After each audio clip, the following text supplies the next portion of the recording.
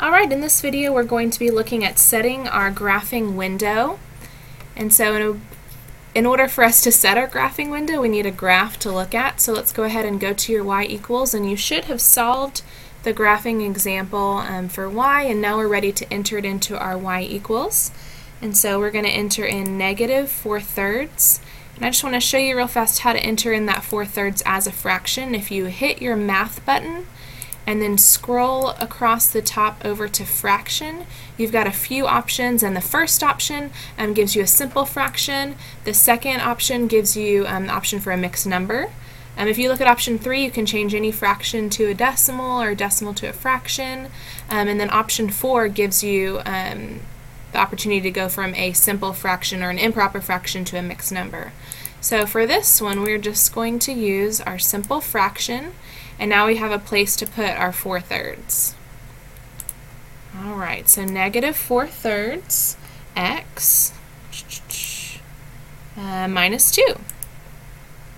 And so there's the equation that we're going to be looking at as we're setting our graphing window. So if we go ahead and hit graph, we have a really nice image of our graph here. But if we wanted to put another graph in here, like let's go ahead and go back to our y equals, because not all equations graph well in our standard view.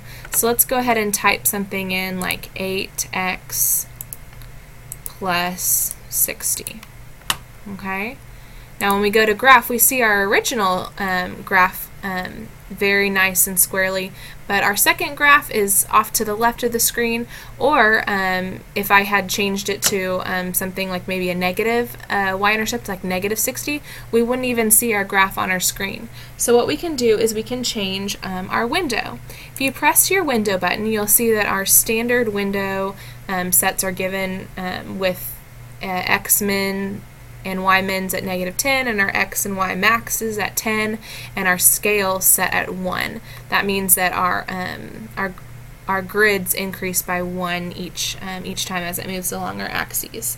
And so if we wanted to, we could increase our window size by, let's go ahead and change it maybe to -25. And whoops, what did I do wrong? There's my syntax error. Let's go ahead and go to our error and fix it.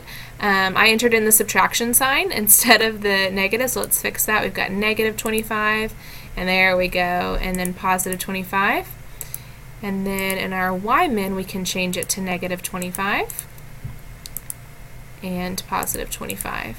Now when I hit my graph, I get a little bit more of my image on my screen. We can see both graphs being graphed, and I can see them nice and square. Notice too that my tick marks changed because I'm still increasing by 1. In our window, we can also change the value that each of these increase. So let's say I wanted to change my x scale to 5 and my y scale to 5. You're going to see that now when I go back to my graph, my tick marks are a lot further apart. And so when your students are looking at a graph on their calculator, or you're looking at something that a student's graphed, it's important to know their window settings, because as you're seeing these tick marks, it could represent 1 as you go along, or 5, 10, 20, whatever the situation requires. Now there's one more thing that I want to explore with you in this video, and let's go ahead and go back to our y equals, and we're going to enter in a third equation. Now let's say you wanted to keep these equations still in your y equals. If you scroll over to highlight the equal sign on your calculator and press enter, it will unhighlight those graphs so that they can remain in our y equals, but they will be hidden when we go to press our graph. But if we go to our y3 and let's enter in an equation like 9x squared plus 36. And so we can go ahead and graph that. And we're not going to see it on our graph because we have the plus 36, so we're going to need to change our window. Let's change our y max to something like 75 so that we can view that graph. And there it is. Let's also go ahead and change our x min and max. Let's change this to negative 10 and positive 10. Let's get a good image of this graph, and we could even change our y min back to 0 to see if that gives us a better image of our graph. There we go, a little bit better. So what I want to show you now is our trace functions. And so if you want to trace along your graph, you can press the trace button and then scroll, and it's going to scroll along your graph to give you some values. If you notice, as I'm scrolling, my numbers, my x and y values are not very pretty.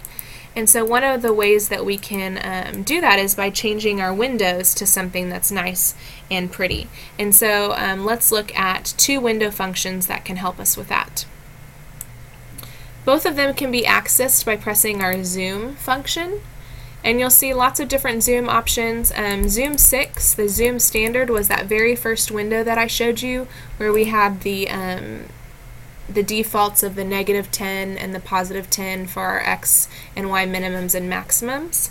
But if you go ahead and press zoom 8, we're going to go ahead and press zoom 8, that's going to take me to zoom integer. Okay, and if I press enter again, that's going to change the window of my graph, and it's not a very pretty picture, but now when I press trace and I go along my graph, notice that my x values are increasing by one integer at a time. Even as I go to the left, I can see what my y values are as my x increases and decreases by 1.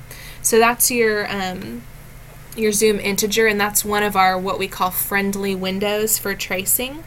And the second would be also in your zoom function, and that's zoom 4, that's your decimal option. So remember, zoom 8 was your integer, zoom 4 is going to be your decimal option. And again, it changes my window. I don't necessarily have a good image of my graph, but let's press enter again to make sure everything's set, and let's see what happens when I press trace now.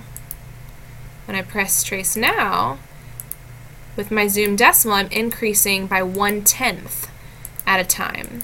And so I'm able to see nice, pretty numbers as it increases by tenths. And so even though I'm not able to see my image of my graph on my screen, by using my zoom integer and zoom decimal windows, I'm able to trace along my graph at nice changes in my x values, so I can get nice pretty numbers. And that's going to be really helpful for your students as they're exploring your graph. Alright, and that's it.